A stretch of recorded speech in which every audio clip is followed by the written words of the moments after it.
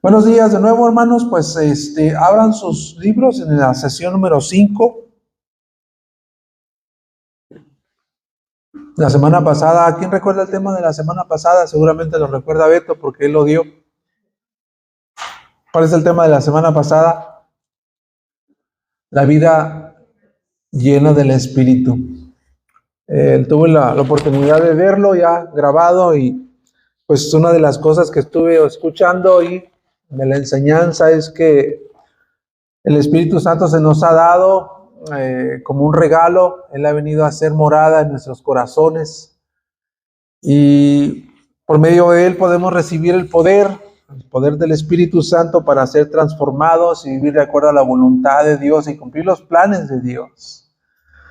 Y parte de esa obra que hace el Espíritu Santo es precisamente una vida llena del Espíritu para vivir en dependencia de Él, y no solamente en dependencia de Él, sino también ser transformados a la imagen de Cristo, que prácticamente es el propósito por el cual estamos aquí nosotros en la escuela dominical para recibir la palabra de Dios. Es con el propósito de que sigamos creciendo a la semejanza de Cristo, ¿verdad? Que sigamos siendo más parecidos a Él. Y para eso se nos ha dado el Espíritu Santo, para que podamos vivir una vida en dependencia del Espíritu. Y hoy estamos viendo la sesión 5, que se titula Sirviendo en su Reino. Sirviendo en su Reino. Trae ahí un mini título que dice: los discípulos sirven a Jesús al emplear su tiempo, talentos y recursos en su reino. Y pues prácticamente es lo que hacemos nosotros en nuestra vida. Creo que todos nosotros somos administradores de alguna manera de nuestro tiempo, nuestro talento y nuestros recursos. Que cada persona, pertenezca o no pertenezca al reino de Dios, es lo que hace en su vida: administrar su tiempo. Trabajamos, dedicamos a la familia, dedicamos tiempo a muchas cosas, pero también cuando ejercemos un trabajo, también estamos poniendo por obra los talentos naturales que Dios nos ha dado para desarrollar un trabajo. Y también invertimos o desarrollamos nuestros recursos. Entonces, prácticamente, pertenezcamos o no pertenezcamos, una persona que pertenezca o no pertenezca al reino de Dios hace lo mismo. Entonces, sesión 5, sirviendo en su reino. Los discípulos sirven a Jesús al emplear su tiempo, talento y recursos en su reino. Hay una introducción ahí en sus libros que habla acerca de la depreciación. No sé si alguien ya había escuchado este asunto de la depreciación. Dice que es un fenómeno del cual no podemos escapar ninguno de nosotros. ¿Qué es eso de la depreciación? Dice que esto le sucede a todo lo que nosotros compramos. A todo lo que nosotros compramos le sucede eso. Y pone el libro el ejemplo de un carro que es comprado en una agencia, nuevecito de paquete, de esos carros que tú te metes y huele a nuevo, ¿no? Te subes al carro y no te quieres bajar de él porque está nuevecito el carro, ¿no? Entonces dice que este fenómeno de la depreciación, cuando la persona que compra ese carro de agencia y al sacarlo de la agencia, del estacionamiento de la agencia hacia afuera, dice que ese carro ya perdió por lo menos el 9% de su costo. Entonces es un fenómeno del que no nos podemos escapar, y de que casi todo, no todo, casi todo de lo que compramos nosotros, le sucede esto de la depreciación. Y pues esa es una realidad, ¿no? Porque cuando tú compras un teléfono, ¿verdad? Por decir así, una laptop, va perdiendo va perdiendo su valúo, ¿no? Se va devaluando, porque pues, están hechos con ese propósito ya los celulares, las laptops y algunas otras cosas, de que cada año están saliendo nuevos modelos, ¿no? Entonces Ya el teléfono que traes, si es del más nuevo por el siguiente año, pues habrá otro más nuevo que el que traes, ¿no? Eso es lo que dice el libro como una buena introducción, me parece muy interesante, de manera en que inicia esta sesión y lo compara, lo ejemplifica, o lo compara, perdón, con el reino de Dios, que es prácticamente el reino de Dios nunca se devaluará. El reino de Dios es eterno, nunca sufrirá la depreciación, siempre estará en la actualidad, no se va a devaluar el reino de Dios. Entonces, en esta sesión veremos, amados hermanos, que el reino de Dios, somos llamados nosotros al reino de Dios, a servir al reino de Dios como Cristo sirvió su ministerio terrenal. Somos llamados a servir empleando, como ya dijimos, nuestro tiempo, nuestro talento, nuestras energías y nuestros recursos para extender ese reino. A eso fuimos llamados todos nosotros. Entonces, vamos a iniciar. En sus libros está el primer punto, que es acerca de conoce la historia. Ya encontramos que hay una dinámica en cada sesión, que es conoce la historia, analiza la historia y comprométete. Eso es lo que hemos estado viendo en cada sesión. Entonces, vamos como punto número 1 a conocer la historia que se encuentra en Lucas 18. Vea tu Biblia, Lucas 18. Y vamos a leer ese capítulo del 18 al 27. Pon atención en la narración, porque vamos a estar conociendo esta historia y vamos a estar pues viendo cómo se desarrolla. Y puntos interesantes que puedas observar en la narración. Dice, cierto hombre prominente le preguntó a Jesús, Maestro bueno, ¿qué haré para heredar la vida eterna? Jesús le respondió, ¿por qué me llamas bueno? Nadie es bueno sino solo uno, Dios. Tú sabes los mandamientos, no cometas adulterio, no mates, no hurtes, no des falso testimonio, honra a tu padre y a tu madre. El joven le respondió, todo esto lo he guardado desde mi juventud, dijo el hombre. Cuando Jesús oyó esto, le dijo, te falta todavía una cosa. Vende todo lo que tienes y reparte entre los pobres y tendrás tesoros en los cielos. Y ven, sígueme. Pero al oír esto se puso muy triste, pues era sumamente rico. Mirándolo Jesús dijo, qué difícil es que entren en el reino de Dios los que tienen riquezas, porque es más fácil que un camello pase por el ojo de una aguja, que un hombre rico o que un rico entre en el reino de Dios. Los que le oyeron esto dijeron, ¿y quién podrá salvarse? Lo imposible para los hombres es posible para Dios, respondió Jesús. Quiero que en esta hora pues tú digas qué es lo que te resulta interesante de la narración. ¿Qué ves, qué observas en esta narración, en esta conversación que Jesús tiene con este hombre rico? ¿Qué es lo que tú observas allí que te parezca interesante?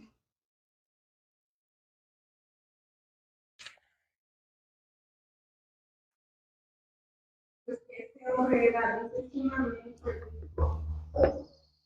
Ajá. Y parece que también quiere llegar a la vida eterna. Ah, ya.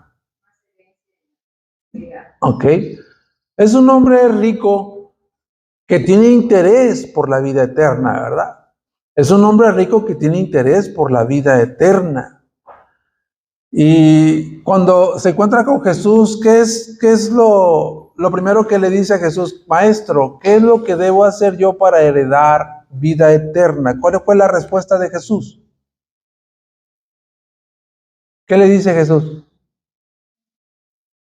Tú sabes los mandamientos, le dijo, ¿verdad? No mates, no hurtes, no adulteres, no digas falso testimonio, no defraudes, honra a tu padre y a tu madre. ¿Y cuál fue la respuesta del hombre? ¿Qué le dijo? Todo eso lo he hecho ¿desde cuándo? Desde su juventud. Observe, todo eso lo he hecho desde mi juventud. Todo eso lo he guardado desde mi juventud. ¿Y qué fue lo que le dijo Jesús? No, pues entonces ya la hiciste. Ya estás del otro lado, no te preocupes, be happy. Así le contestó Jesús. No, ¿verdad? No la tienes hecha todavía. Y quiero que te detengas ahí nada más un momento en la narración y pienses en esto. Eso es lo único que busca Dios de nosotros, que cumplamos sus mandamientos. Eso es lo único que busca Dios de nosotros. Cumplimiento de sus mandamientos. Obedecer la palabra de Dios, sus mandamientos, es obvio que no es suficiente, ¿verdad? No es suficiente. La respuesta del hombre rico, pues cuando él dice, todo eso lo he guardado desde mi juventud. Pero cuando Jesús le da la segunda parte de su respuesta, que es, ve y vende todo lo que tienes, entonces sale a la superficie un problema muy serio que tenía el hombre en su corazón que él no podía ver. Jesús le dice, ¿te hace falta qué? Una cosa, ¿verdad? Te hace falta una cosa, ve y vende todo lo que tienes, repártalo a los pobres y tendrás tesoros en el cielo. Ven y sígueme. ¿Qué más observan ahí ustedes? ¿Qué más observan de este joven o este hombre rico?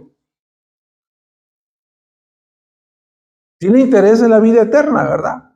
En heredar la vida eterna, pero Jesús le está ayudándole a él para que él pueda entender cómo es que se puede recibir o heredar la vida eterna. Jesús le está ayudando a comprender eso y le está diciendo, te hace falta una cosa, te hace falta una cosa. Ve y vende todo lo que tienes y dáselo a los pobres y sígueme. ¿Qué es lo que observas ahí con esta segunda respuesta? En el corazón del hombre. ¿Qué ves en el corazón de ese hombre?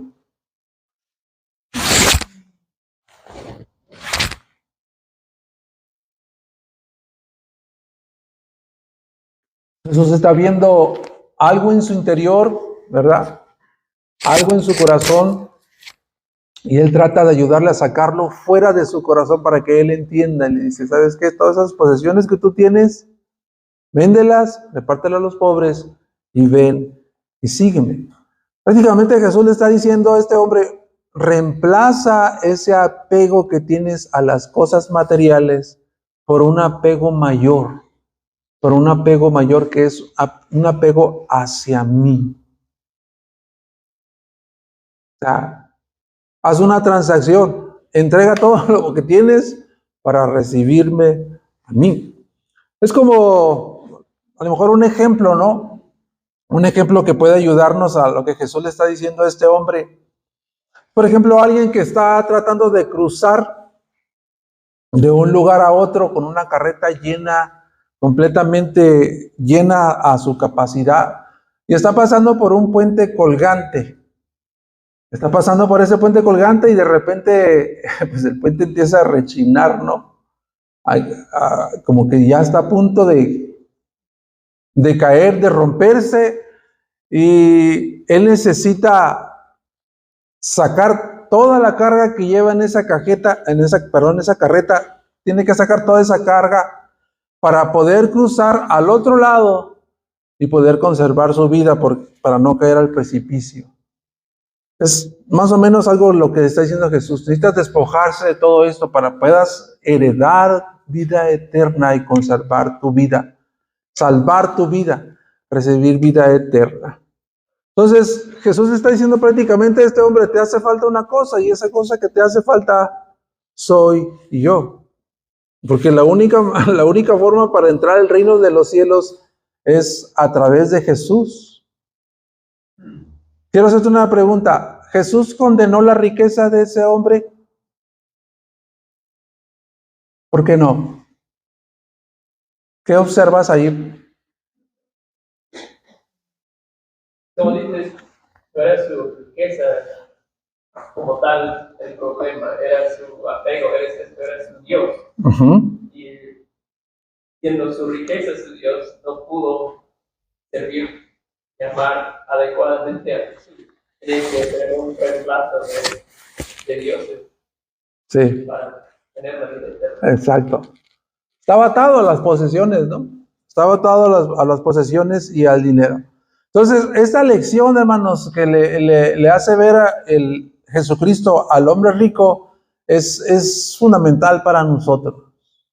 Es fundamental para nosotros porque Jesús no está diciendo que guardar sus mandamientos no sea importante, sino está diciendo que si dependes de guardar únicamente los mandamientos, no heredarás vida eterna. Siempre te va a faltar a Jesús. Y eso nos puede hablar a nosotros, hermanos, que podemos hacer muchas cosas, ¿verdad? Cumplir mandamientos, estar en iglesia, estar puntualmente aquí, estar recibiendo pues predicaciones positivas, estar buscando el asistir, el hacer muchas cosas sin buscar que nuestro corazón sea transformado. Entonces, es algo que nos ayuda a nosotros a entender que si hacemos eso, sin tener a Jesús como la prioridad de nuestras vidas, pues tenemos algo poquito de parecido a este hombre rico. Ok, una pregunta que trae ahí sus libros. ¿Qué actitud o temor pudo hacer que este hombre escogiera la riqueza y una vida religiosa en lugar de escoger a Jesús? ¿Qué actitud o temor pudo hacer que este hombre escogiera la riqueza y una vida religiosa en lugar de escoger a Jesús? Bueno, pues él, como dijo David, ¿no? Él tenía un apego a las posesiones y perder esas posesiones era perder su vida, ¿no? Era perder su todo prácticamente, ¿no? Perder su identidad. Las posesiones le daban su identidad. Perder las posesiones era perder todo. No tener una vida con significado, con propósito. Entonces, creo que eso es lo que nos enseña este pasaje. Ahora, vamos al segundo punto donde dice, analiza la historia. Ahí mismo en Lucas 18 al 27. Y aquí tiene dos puntos sobre analizar la historia. Está hablando del reino de Dios y está hablando de nuestro lugar en el reino de Dios. Primero vamos a ver el reino de Dios. Entonces, de nuevo, tomando la historia del hombre rico, este hombre rico se sirvió a sí mismo, ¿verdad? Su propósito era servirse a sí mismo en vez de servir al Rey del universo, que es Jesucristo, e invertir todo lo que tenía para su reino. Y el libro dice así: el reino de Dios es una verdad integral en toda la narrativa bíblica. Desde Génesis a Apocalipsis vemos a Dios ejerciendo su reino y gobierno. Gracias a Dios que estamos en Génesis, podemos entender que desde un principio Dios tenía una agenda, ¿verdad? Dios tenía una agenda por cumplir, que era extender su reino sobre la creación que Él hizo, a través de hombres y mujeres transformados a la imagen y la semejanza de Dios, llenar, ¿verdad?, la tierra de imágenes vivientes de Dios a su semejanza y poder extender su gobierno. Le dijo al hombre: toma el control, juzga la tierra, gobierna la tierra, que se extienda mi gobierno, que se extienda mi reino. Pero vemos que algo falló. Hemos estado viendo en Génesis que algo falló. ¿Dónde falló? ¿Dónde hubo esta falla? En el jardín del Edén. En el jardín del Edén, ahí vemos que Dios estableció su reino, es donde Dios estableció su gobierno y es donde Adán y Eva experimentaron la plenitud del reino de Dios. Allí en el jardín del Edén, a ellos experimentaron la plenitud del reino de Dios, porque todo era armonía y perfección, ¿verdad? Allí en el jardín del Edén todo era armonía y perfección. Sin embargo, hubo una oposición a su reino, ¿verdad? Sus criaturas se rebelaron de tal manera que juntamente con ellos nosotros nos rebelamos, es lo que dice la Biblia, juntamente con ellos nosotros nos rebelamos ante Dios y colocamos en el trono de nuestros corazones, nos colocamos en el trono de nuestros corazones a adorarnos a nosotros mismos, a buscar nuestros propios reinos en vez de buscar el reino de Dios. Y como consecuencia, pues, nuestros propios reinos humanos nos trajeron corrupción, injusticia, inseguridad, todo lo contrario a lo que dice que es el reino de Dios. El reino de Dios está lleno de paz, gozo y amor y justicia. Entonces, por esta razón Jesús enseñó a sus discípulos a orar y pedir al Padre, venga tu reino. ¿Existe la misma urgencia en la agenda de Dios como existió en el Génesis, cuando hubo esa rebelión, cuando Él lo estableció en el huerto del Edén de una manera perfecta? Todavía sigue siendo la misma agenda de Dios. La misma prioridad de Dios es que se siga estableciendo su reino, que su reino se siga extendiendo.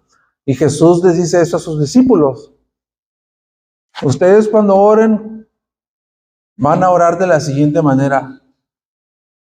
Venga tu reino. En Mateo 6:10, ve a Mateo 6:10, creo que David fue el que enseñó esta parte. Mateo 6:10 dice, desde el 9, dice, ustedes pues oren de esta manera, Padre nuestro que estás en los cielos, santificado sea tu nombre, venga tu reino y hágase tu voluntad. No sé si tú te has detenido a pensar qué implica pedirle a Dios que venga a su reino. Si te acuerdas un poquito de lo que compartió David, ahí está la respuesta. ¿Qué implica que Jesús está discipulando a un puñado de hombres diciéndoles, ustedes cuando oren van a orar de la siguiente manera? Van a orar, santificado sea tu nombre, venga a nosotros tu reino. Y mi pregunta es, y la pregunta del libro es, ¿qué es lo que estamos pidiendo? ¿Qué es lo que implica decirle a Dios, venga tu reino?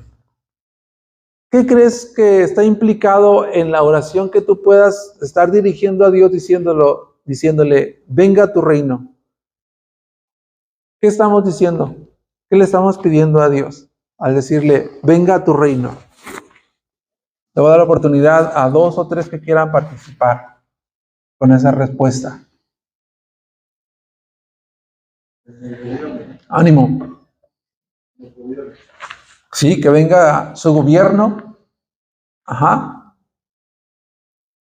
¿Alguien más? Ajá, hacer su voluntad. ¿Qué más? Hay mucho más.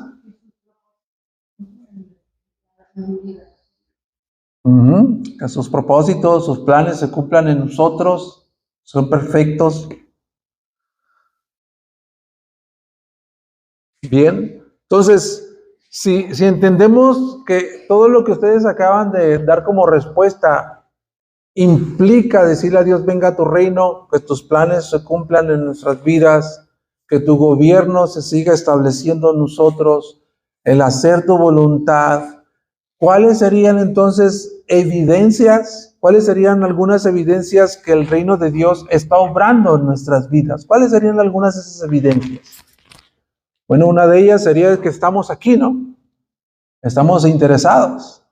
Estamos interesados en cumplir la voluntad de Dios. Para cumplir la voluntad de Dios tengo que conocer cuál es la voluntad de Dios que Él ha dejado escrita, ¿verdad? ¿Cuál sería entonces una de las evidencias de que el reino de Dios está obrando en nuestras vidas, aparte de la que ya te he mencionado? En Corintios, en una de las tareas, consiste en que Él está transformando nuestras vidas a través del poder del Espíritu Santo. ¿Ok? Esa sería una de las evidencias que el reino de Dios está obrando en nuestras vidas. Estamos siendo cambiados, transformados en nuestra vana manera de vivir para vivir ahora una vida plena, una vida que Dios ha prometido, ¿verdad? Esa sería una de las evidencias. Buscamos ser transformados, sería una de las evidencias.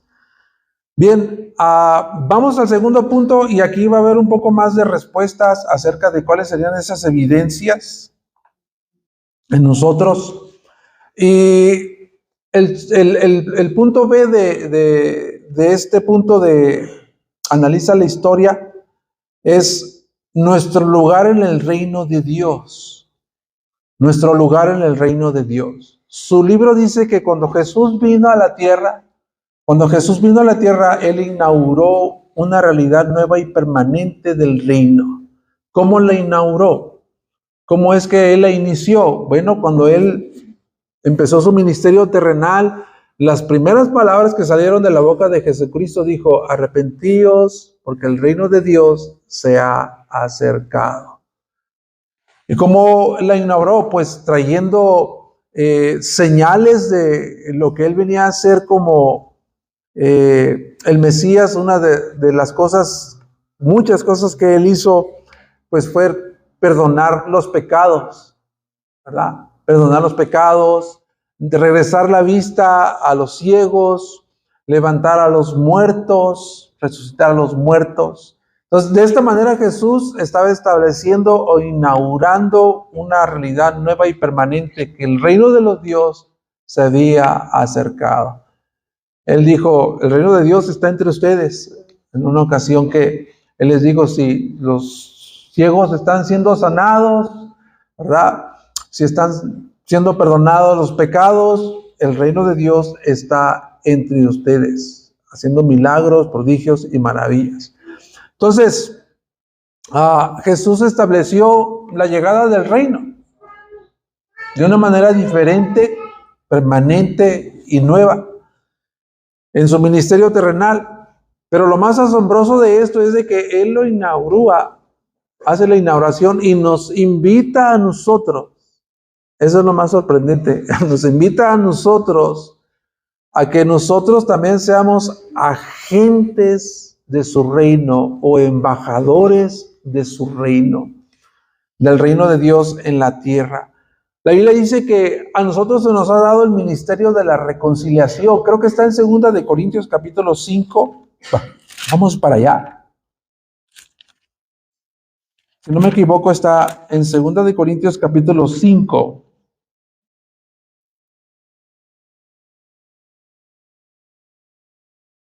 Sí. Del 17 en adelante dice: de modo que si alguno está en Cristo, nueva criatura es. Las cosas viejas pasaron, ahora han sido hechas nuevas. Aquí viene. Y todo esto procede de Dios, quien nos reconcilió con Él mismo por medio de Cristo y nos dio el ministerio de la reconciliación. Es decir, que Dios estaba en Cristo reconciliando al mundo con Él mismo, no tomando en cuenta a los hombres sus transgresiones, y nos ha encomendado a nosotros la palabra de la reconciliación. Por tanto, somos embajadores. Somos embajadores, es parte de nuestra identidad. Como nuevas criaturas, somos embajadores de Cristo. Como si Dios rogara por medio de nosotros, en nombre de Cristo les rogamos: reconcílense con Dios. Entonces, esa es parte de lo que Jesús está invitándonos a hacer a nosotros. Es parte de nuestro lugar en el reino de Dios, ser embajadores. Y nos dio un ministerio. Entonces, todos los que estamos aquí, hermanos, tenemos un ministerio. ¿Cuál es tu ministerio, hermano? Según este pasaje. ¿El ministerio de qué? de la reconciliación. Entonces, todos los que estamos aquí, que hemos creído en el Señor como nuestro suficiente Salvador, tenemos un ministerio que no nos dio nombre, que no nos dio una iglesia, nos lo dio Jesucristo. Jesucristo te lo ha dado y te dice, tú eres un embajador, un representante de mi reino. Te doy todos los poderes y las autoridades para que vayas en representación de mi nombre, en representación de mi reino, a que los digas a los hombres, reconcíliense con Dios. Como si Dios hablase por medio de nosotros. Qué enorme privilegio, ¿verdad? Qué enorme privilegio que hemos sido reclutados para ese propósito. Y ese es nuestro lugar en el reino de Dios, el ministerio de la reconciliación. Entonces, tienes un ministerio, hermano. Recuérdalo, el ministerio de la reconciliación. Y nuestra parte en el reino de Dios es precisamente como iniciamos. Dios nos ha llamado a que invertamos tiempo, talento, energías y recursos de manera individual, pero también de manera colectiva como su iglesia para extender el reino de Dios. Y eso debería ser, hermanos.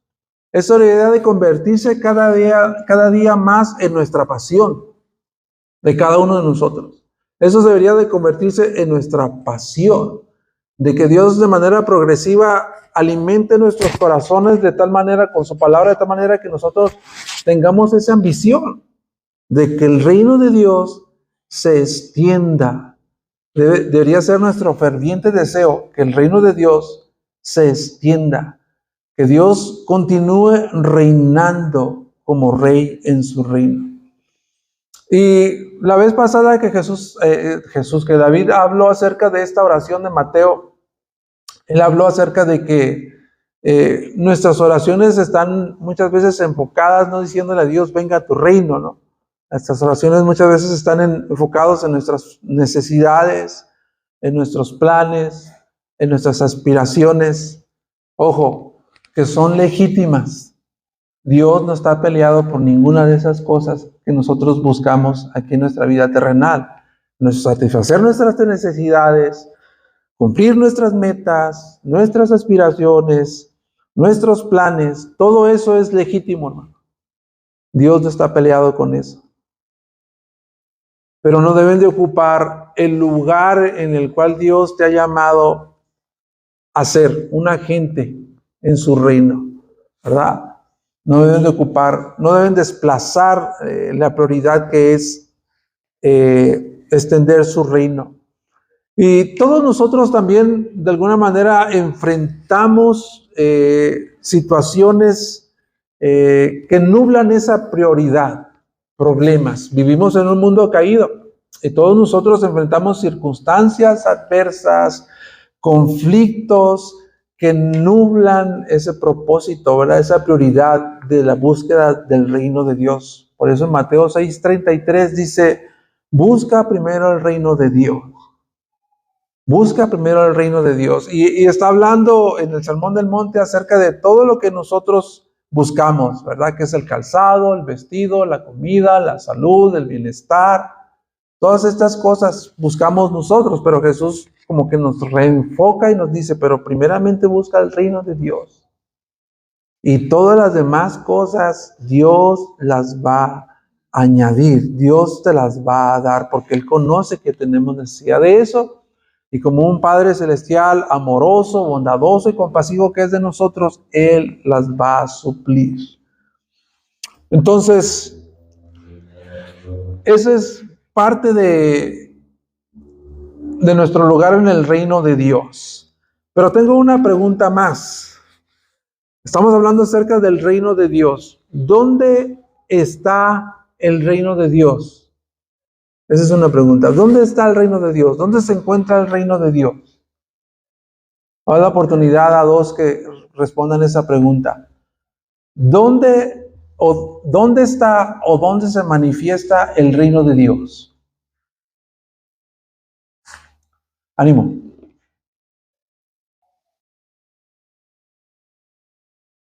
Le voy a preguntar a dos entonces. ¿Dónde se manifiesta o dónde está el reino de Dios? Cuando digo voy a preguntarle a alguien, bajan sus cabezas. Ya, no quieren que les pregunte. Le voy a preguntar a los que levantan la cabeza. ¿Dónde se manifiesta el reino de Dios? ¿O dónde está el reino de Dios? Estamos hablando del reino de Dios. Si tú le preguntas a una persona, ¿dónde está ese reino? No lo veo. ¿O qué es? ¿Cuál es el concepto del reino de Dios? ¿Dónde se manifiesta? ¿Cuál sería tu respuesta? El reino de Dios está en nosotros mismos. El reino de Dios se manifiesta entonces en aquellos que pertenecen al Rey Jesús, que lo han recibido como suficiente Salvador y Señor y le obedecen voluntariamente. Cada creyente que es salvo por medio de la fe y la gracia en Jesucristo es librado, dice, del poder de las tinieblas y es trasladado al reino de luz. Es librado de la esclavitud al pecado y es llevado, trasladado a la libertad que hay en Cristo. Vamos a leer Colosenses 1:13. Voy a pedirle a Iván, que está en la parte de ahí atrás, que roja como un león su voz, que lea Colosenses 1:13.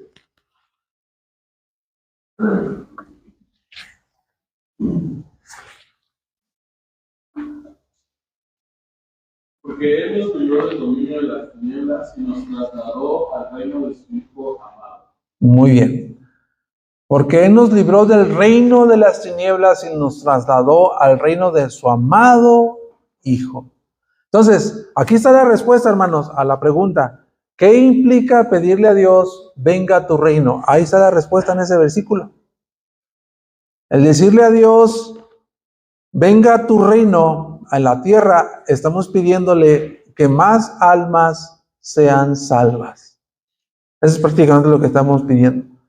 Que más almas se conviertan, que más almas sean trasladadas de la esclavitud del pecado, que más almas sean sacadas del reino de las tinieblas y sean transportadas al reino de su amado Hijo, a la libertad que hay en Cristo. Eso es prácticamente lo que estamos pidiendo cuando decimos venga a tu reino. Eso es parte de lo que implica. Hay muchas cosas más, pero esta es una de las esencias que implica pedirle venga tu reino.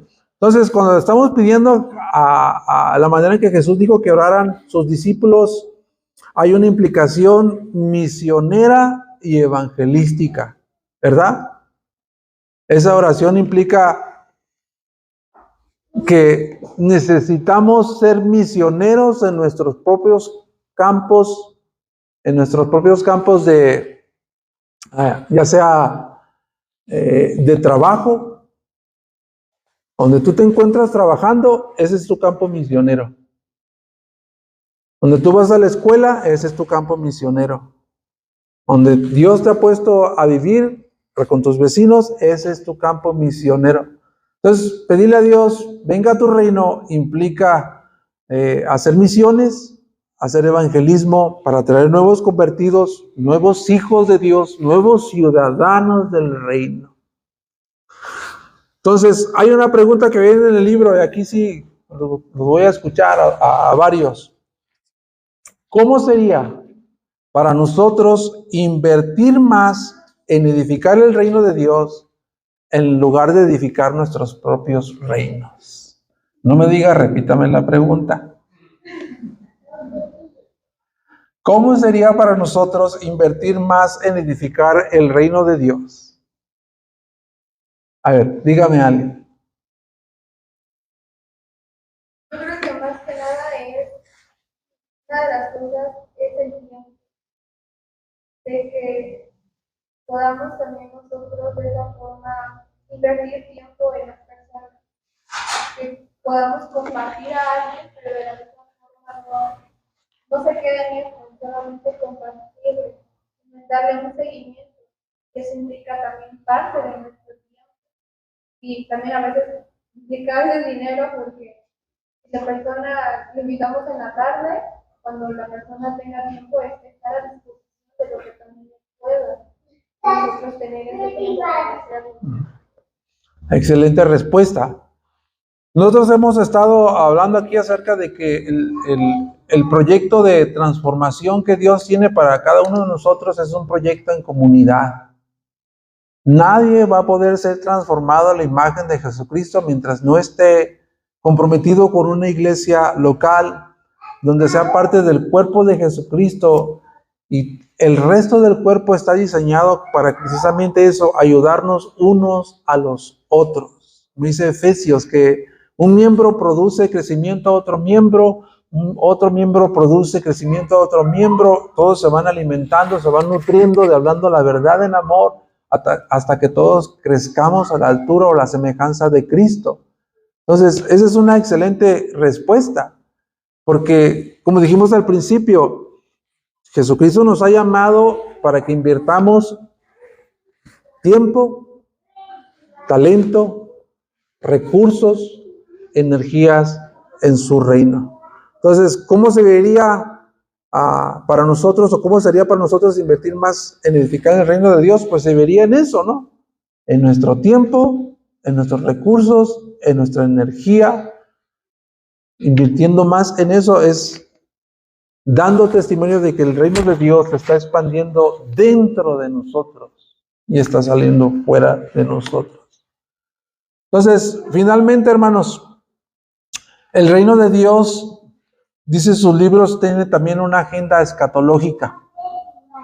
Hemos aprendido que es el aquí y ahora, el ya, pero todavía no, ¿verdad? Hemos estado aprendiendo eso, que el reino de Dios ya es una realidad espiritual. El ya, pero todavía no. Porque tiene una agenda escatológica. Porque Dios, el propósito santo de Dios, el Padre, es exaltar a Jesucristo. La consumación de todos los tiempos, el propósito de Dios en la consumación de todos los tiempos y de la historia es que el Hijo gobierne y que reine en su reino universal. Entonces, cuando pedimos venga a tu reino, es anunciar el evangelio, el reino de Dios. Y eso fue lo que hizo Jesucristo, ¿verdad? Jesucristo dijo en Lucas 4:43, es necesario que anuncie el evangelio del reino de Dios, porque para esto he sido enviado. Hay un extracto de un libro que saqué y lo puse ahí en una de las diapositivas. Yo no recuerdo el nombre del autor, pero bien, no es mío, viene de un libro. Dice, Dios ha gobernado ahora y siempre, lo que implica entender el reino de Dios. Dice así, Dios ha gobernado ahora y siempre el reino del universo. Él lo creó, lo controla, lo ordena y lo mantiene unido. El dominio universal de Dios, que abarca todos los objetos, todas las personas y todos los acontecimientos, todos los hechos de individuos y naciones, todas las operaciones y todos los cambios de la historia, absolutamente sin excepción. Entonces imagínate qué tan importante es para Dios cumplir su agenda de traer el reino aquí y ahora, y que se cumpla la consumación de ese propósito de traer escatológicamente el reino de Dios. Salmo 145:13, con eso terminamos. Salmo 145:13 dice, tu reino es por todos los siglos, tu dominio permanente por todas las generaciones.